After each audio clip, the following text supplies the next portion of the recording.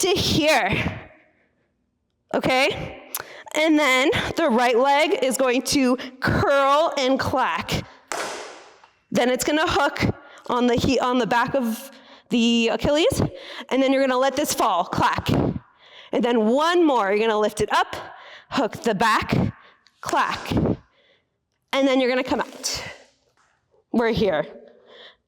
Then your right leg rotates towards the camera, roll it in. So think like leg curls. Turn, and then open, clack. Switch, heel to pull. And then we're rolling out this way. Do-do-do-do-do-do.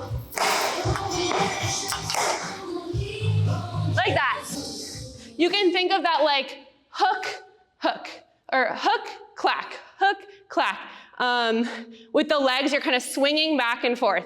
Keep your hips up the whole time. If you're struggling with that, that might be why you need to keep your hips raised so that you can kind of teeter-totter. That's how it should feel. And then the clack is like you're turning your foot this way, out away, and then you're gonna hit the floor like that, except you're upside down. That's what's happening. So I'm gonna keep on dancing.